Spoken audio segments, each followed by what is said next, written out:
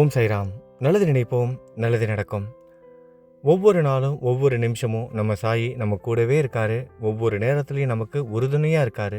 நம்ம எவ்வளவு கஷ்டத்தில் இருந்தாலும் அதிலிருந்து நம்மளை மீட்டு கொண்டுட்டு வந்துட்டுருக்காரு. ஒரு தாய் தன்னோட குழந்தையை தேற்றி பராமரிப்பது போல அரவணைச்சி நம்மளை கொண்டுட்டு போயிட்டுருக்காரு. ஒரு குருவாகவும் நல்ல வழிகாட்டியாக இருக்காரு. தவறு செய்கிற நேரத்தில் நமக்கு சுட்டி காமிச்சு அந்த தவறை சரி செய்வதற்கான மீண்டும் ஒரு வாய்ப்பையும் நம்ம சாய் உருவாக்கி கொடுத்துட்ருக்காரு. இன்றைக்கி வியாழக்கிழமை நம்ம சாயோட பல்லக்கு ஊர்வலம் நம்ம எல்லாமே நேரலையில் பார்க்க போகிறோம். வாரம் வியாழக்கிழமை அன்னைக்கு பாபா துவாரகா மாயிலேருந்து சாவடிக்கு பல்லக்கில் ஊர்வலம் போகிறத நம்ம லைவ் நிகழ்ச்சியில் நம்ம எல்லோரும் ஒன்றா பார்த்துட்ருக்கோம். இந்த பதிவை பார்த்துட்ருக்க நீங்களும் வியாழக்கிழமை லைவ் நிகழ்ச்சியில் கலந்துக்கோங்க. ஆத்மார்த்தமாக ஷீரடிக்கு நம்ம பாபா துவாரகா மாயிலேருந்து பல்லக்கில் சாவடிக்கு ஊர்வலத்தில் போகிற அந்த நிகழ்ச்சியில் நீங்களும் பக்தர்களாக கலந்துக்கோங்க. சரியாக 9 மணிக்கு நம்ம சாய் மோட்டிவேஷன் சேனலுக்கு வந்துடுங்க. லைவ் நிகழ்ச்சியில் நீங்களும் கலந்துக்கோங்க ஆத்மார்த்தமாக. சரி, இப்போ நம்ம கோவிலை முழுவதுமாக சுற்றி வர போகிறோம். அப்புறம் இன்னொரு முக்கியமான விஷயமும் கூட, நம்ம குரு சரித்திரம், அதுக்கப்புறம் சாய் சச்சரித்திரம், இது இரண்டுமே 48 நாட்களாக நம்ம இந்த பாராயணம் நல்லபடியாக போயிட்டுருக்கு. கதைகளாகவே கேட்டுட்ருக்கோம்.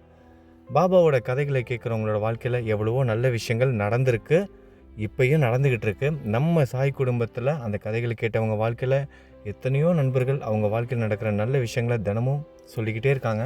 இன்றைக்கி நம்ம சாய் குடும்பத்துலேருந்து லக்ஷ்மி அம்மா அவங்க வாழ்க்கையில் நடந்த நல்ல விஷயத்த சொல்லியிருக்காங்க. தொடர்ந்து குரு சரித்திர கதைகளையும் சச்சரித்திர கதைகளையும் கேட்டதுனால அவங்க வாழ்க்கையில் நிகழ்ந்த ஒரு அதிசயத்தை நம்ம சாய் குடும்பத்துக்கு தெரியப்படுத்துகிறோன்னு ஒரு வாய்ஸ் மெசேஜ் அனுப்பியிருக்காங்க. அந்த வாய்ஸ் மெசேஜை தான் அந்த பக்தியோட வாழ்க்கையில் பாபா என்ன செய்தார் அப்படிங்கிறத நம்ம எல்லாரும் இந்த கோவிலை சுற்றி நம்ம சாய் கோவிலை சுற்றி வந்துக்கிட்டே கேட்க போகிறோம்.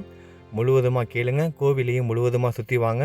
அப்புறம் இன்றைக்கி நம்ம சாய் குடும்பத்தை சேர்ந்த ரிஷ்வந்த் தம்பிக்கு இன்றைக்கி 4வது பிறந்தநாள். குழந்தை ரிஷ்வந்துக்கு நம்ம எல்லாரும் பிறந்தநாள் வாழ்த்துக்கள் சொல்லிடலாம். ரிஷ்வந்த் வளர்ந்து பெரிய ஆளாகி இந்த சமூகத்தில் நல்ல நிலைமைக்கு வரணும், உடல் ஆரோக்கியத்தோட சந்தோஷமாக வாழணும்னு ரிஷ்வந்த் தம்பிக்காக நம்ம எல்லாரும் பிரார்த்தனையும் செய்து கொள்ளலாம். அடுத்ததான் நம்ம சாய் குடும்பத்தை சேர்ந்த ரேவதி முரளி தம்பதிகளுக்கு 51வது நாள் திருமண நாள் கொண்டாடுறாங்க. ரேவதி அம்மா மற்றும் முரளி சாருக்கும் ரேவதி அம்மாவுக்கும் நம்ம எல்லாரும் வாழ்த்துக்கள் சொல்லிடலாம். அவங்க 2 பேரும் சந்தோஷமாக வாழணும், உடல் ஆரோக்கியத்தோட மன நிம்மதியோடு அவங்க வாழணும், சாயப்பா அவங்களுக்கு அருள் புரியணும்னு ரேவதி அம்மாவுக்கும் முரளி சாருக்கும் நம்ம பிரார்த்தனை பண்ணிக்கலாம். அவங்களுக்கு வாழ்த்துக்களும் சொல்லிக்கலாம். இவங்க மட்டும் இல்லாமல் இன்றைக்கி வேறு யாரெல்லாம் நம்ம சாய் குடும்பத்தில் பிறந்தநாள் கொண்டாடுறாங்களோ அவங்க எல்லாருக்கும் பிறந்தநாள் நல்வாழ்த்துக்கள். திருமண நாள் கொண்டாடும் சகோதர சகோதரிகளுக்கு திருமண நாள் நல்வாழ்த்துக்கள். சரி, வாங்க இப்போ லக்ஷ்மி அம்மா நம்ம சாய் குடும்பத்துக்கு என்ன சொல்கிறாங்க, சாயப்பா அவங்க வாழ்க்கையில் என்ன செஞ்சாங்க அப்படிங்கிறத அவங்க நமக்கு இப்போ அவங்களோட குரலே அவங்க வாய்ஸ் மெசேஜ் அனுப்பியிருக்காங்க. அவங்க பேசுகிறத நம்ம கேட்போம். இதே மாதிரி நீங்களும் சாய் நிகழ்த்திய அற்புதத்துக்கும் அதிசயத்திற்கும் உங்களோட வாழ்க்கையும் சாட்சியாகும். இப்போ இந்த அம்மா சொல்கிறாங்க பாருங்கள், அவங்க வாழ்க்கையில் நடந்த நல்ல விஷயத்த இதே மாதிரி லக்ஷ்மி அம்மா சொல்கிற மாதிரி நீங்களும் சொல்லுவீங்க. இது நிச்சயமாக நடக்கும். முழுவதுமாக கேளுங்க, கோவிலை முழுவதுமாக சுற்றி வாங்க. நல்லது நினைப்போம், நல்லது நடக்கும். ஓம் சாய்ராம். சாய்ராம். சென்னையிலேருந்து லக்ஷ்மி பேசுகிறேன். சாய் சரித்திரம் ரொம்ப நம்பிக்கை உண்டு எனக்கு. என் லைஃப்பில் பல விஷயங்கள் நிறைய நடந்திருக்கு.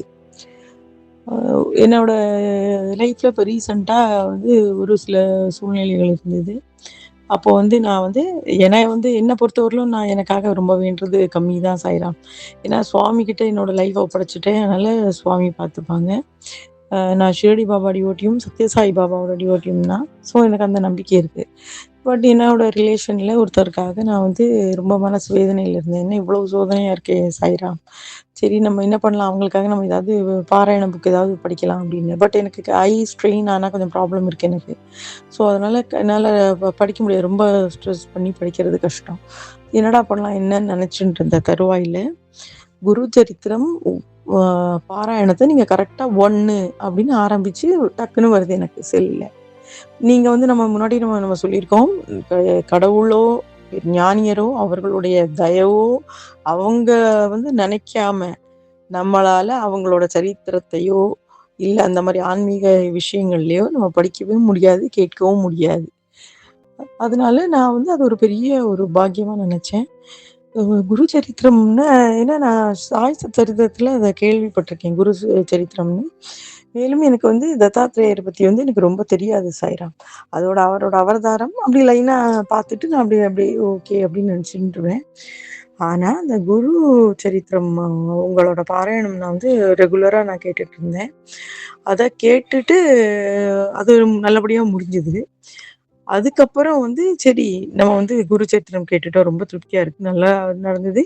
நான் இந்த நெனச்ச விஷயம் வந்து ரொம்ப சுமூகமா ஆரம்பிச்சது. அதாவது நான் ஒருத்தருக்கு தைரியம் சொல்லிட்டு இருந்த டைம் மாறி, அவர் ரொம்ப தைரியம் சொன்னாங்க எனக்கு. கரெக்ட்டா சுவாமியோட இது வருது. அ அ அதுக்கப்புறம் வந்து என்னன்னா, சாய் சச்சரித்திர புக் எடுத்தா கரெக்ட்டா நீங்க வந்து சாய் சச்சரித்திர பாராயணம்னு ஆரம்பிக்கிறீங்க. 48 டேஸ்ல. அதுவும் வந்து எனக்கு என்ன பொறுத்தவரையிலும் பாராயணங்க நம்ம அவசர அவசரமா படிக்கிறதுலலாம் எனக்கு நம்பிக்கை வந்து கிடையாது. இப்ப நானே அந்த பாராயணம் படிச்சுருவேன் ஒரு பேஜ். சில நேரங்கள்ல நம்ம மைண்ட் வந்து டைவர்ட் ஆயிருக்கும்ல சாய்ராம். அப்ப எனக்கு தோணும், உறுத்தும். போ மறுபடியும் படியாத. நீ கொஞ்சம் ஏனோ தானோன்னு படிச்ச மாரி இருக்கே அப்படின்னு நெனச்சு நான் படிப்பேன் சாய்ராம். ஸோ நான் அந்த மாரி வந்து, "ஓ! இவரே இப்படி சொல்றாரா?" அப்படின்னு. ஏன்னா உங்க நரேஷன் எனக்கு பிடிக்கும். ஏன்னா வந்து ரொம்ப வந்து நீங்க வந்து ஆன்மீகத்துல ரொம்ப பெரிய இது மாரி அதாவது தப்பா நினைக்க வேண்டாம். சிலர் வந்து சொல்லும்போது அப்படி அவ வந்து ஒரு உச்சத்துல இருக்கா மாரியும், அந்த மாரிலாம் பேசுவாங்க. ஆனா நம்ம நடைமுறை வாழ்க்கையில நம்ம வந்து எப்படி சுவாமி நம்ம வந்து எப்படி ப்ரே பண்றோம்லாம் நமக்கு தெரியும். நார்மலான மனிதர்கள். உங்களோட வந்து கனெக்ட் ஆகுறது. நீங்க இப்ப சொல்றது எல்லாமே கரெக்ட்டா கனெக்ட் ஆகுறது. அப்போ வந்து ரொம்ப வந்து அது எங்களுக்கு கேட்டு வந்து ரொம்ப பிடிக்கிறது சாய்ராம். ஸோ, அதனால நான் இப்போ வந்து உங்க சாய் சச்சரித்திரம் அத வந்து கேட்டுட்டே வரேன் நானு. எங்க வீட்ல பல அற்புதங்கள்லாம் நெறைய நடந்திருக்கு. நான் போக போக நான் சொல்றேன் நானு. இப்ப நான் என்ன சொல்ல வரேன்னா, இந்த சாய் சச்சரித்திரம் வந்து நான் வந்து என்னோட குரு சரித்திரம் வந்து என்னோட ஒரு ரிலேஷனுக்காக தான் நான் கேட்கிறேன் நானு. சரிங்களா? அப்படி கேட்கும்போதே எனக்கு வந்து சுகர், பிரஷர், கொலஸ்ட்ரால் எல்லாமே ஹை. கேட்க ஆரம்பிக்கும்போது சாய்ராம். 350லாம் இருக்கு எனக்கு. இதான் பிஃபோர் ஃபுட்டே. ஸோ, அதெல்லாம் இருந்தபோது நான் வந்து ந ந எனக்கு வந்து நான் எனக்காக ப்ரே பண்றது கிடையாது. ஸோ, எல்லாம் ஒரு சோதனை காலம் தான் நெனச்சு நான் விட்டுட்டேன். ரொம்பவும் நான் ரொம்ப கண்ட்ரோல் பண்றதும் கிடையாது. ரொம்ப பயங்கரமாலாம். ஆ அப்போ என்னன்னா, எங்க அப்பாவும் அப்போ தவறின ஸ்டேஜ் அது. கொஞ்சம் ஸ்ட்ரெஸ்னாலயும், இதனாலயும் எனக்கு வந்து ரொம்ப சுகர் இதாயிடுச்சு. ஆனா, அந்த குரு சரித்திரம் கேட்க கேட்க கிட்டத்தட்ட அது அது கேட்கும்போதே அந்த மாசத்துல எனக்கு வந்து மறுபடியும் சுகர் டெஸ்ட் எடுத்தா, நல்லா குறைஞ்சிருக்கு சாய்ராம். அதுக்கு அடுத்த மாசம் நார்மல விட ஒரு 10 தான் கூடியிருக்கு. கொலஸ்ட்ரால் கம்ப்ளீட்டா கிடையாது. பிரஷர் இல்லவே இல்ல. அதுக்கு அடுத்தது இப்போ இந்த மாசம் நான் டெஸ்ட் எடுக்கிறேன். அடுத்தது டெஸ்ட்டு. இப்ப இந்த சச்சரித்திர பாராயணம் கம்ப்ளீட்டா நார்மல். எல்லாரும் அதிசயிக்கிறா. டாக்டர் வந்து கேட்குறாரு, "நீங்க எப்படி இப்படி கண்ட்ரோல் பண்ணுவீங்க?"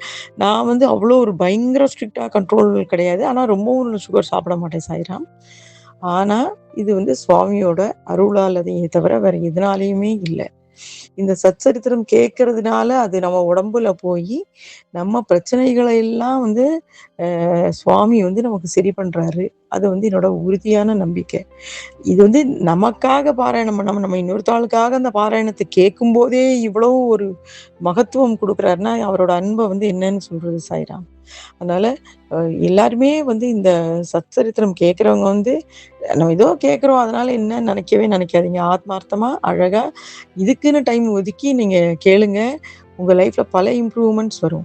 எனக்கு நல்ல மன நிம்மதி இருக்கு. இப்ப நல்ல சந்தோஷமா இருக்கேன் சாய்ராம்.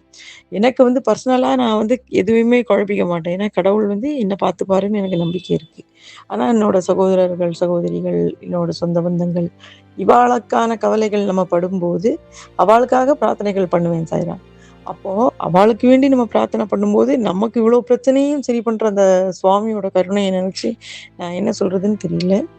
அதாவது குரு சரித்திரத்திலருந்து எனக்கு வந்து அந்த மந்த்லி சுகர் ரிப்போர்ட்ல நல்ல டிராஸ்டிக் குறையல். அப்படியே நார்மலுக்கு 15 அதிகம். நார்மலுக்கு 10 அதிகம். இப்ப நார்மல். அதனால நான் வந்து ரொம்ப சந்தோஷப்படுறேன். இது வந்து விளம்பரத்துக்காகவோ, எதுக்காகவோ சொல்லல. எனக்கு வந்து ஆத்மார்த்தமா எனக்கு வந்து அது தோணித்து எனக்கு. அதுவும் நான் முதல் மாசம் மட்டும் நான் பார்த்து நான் சொல்லல. நான் கிட்டத்தட்ட ஒரு 4 மாதங்களா நான் பார்க்குறேன். அதுக்கு முன்னாடி வரலும் என்ன பண்ணியும் எனக்கு குறையவே இல்ல சாய்ராம். அந்த சுகருக்கான சைட் எஃபெக்ட்ஸ் அதிகமாகும்போது வரும் சைட் எஃபெக்ட்ஸ் எல்லாமே நான் வந்திருக்கு. நான் அண்டர்கோ பண்ணியிருக்கேன் அதுக்கு எல்லாமே நானு. அப்ப எல்லாருமே பயந்துட்டு இருந்தோம் நாங்க. ஒவ்வொரு பிரச்சனை அந்த சுகர் அதிகமானா வரும் பார்த்தீங்களா, அந்த எல்லா பிரச்சனையும் நான் அண்டர்கோ பண்ணியிருக்கேன். ஆனால் குருச்சரித்திரம் கேட்க ஆரம்பித்தது முதல் வந்து எந்த வித சைடு எஃபெக்ட்டும் வரலை. நான் சுகர் செக் பண்ணி படிப்படியாக குறைஞ்சி இப்போ நல்ல ஆரோக்கியமாக இருக்கேன் நான். எனக்கு நல்ல தைரியம், தன்னம்பிக்கை எல்லாமே இருக்குது சாய்ரா. அதனால நான் வந்து இந்த பணியை நீங்கள் வந்து தயவு செய்து கண்டினியூ பண்ணுங்கள். குரு சரித்திரம் நீங்கள் படித்ததுலேருந்து எனக்கு வந்து தத்தாத்ரேயர் இப்போ சந்நிதியில் போய் நான் அப்படி நின்று உருகி பிரார்த்திக்கிறேன் நான். அந்த சுவாமியோட அந்த அவதாரங்கள் எல்லாம் தெரிஞ்சு எனக்கு ரொம்ப ரொம்ப சந்தோஷமாக இருக்குது எனக்கு.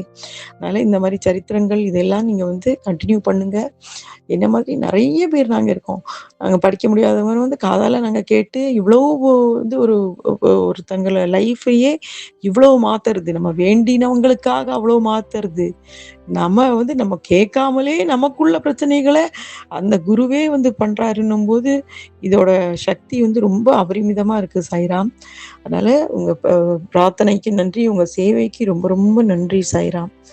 இது வந்து ஒரு பேருக்காகவோ இதுக்காகவோ சொல்லலை, நான் அனுபவபூர்வமாக ஆத்மார்த்தமாக சொல்லும் போதே எனக்கு வந்து ரொம்ப ஒரு உருக்கமாக இருக்குது.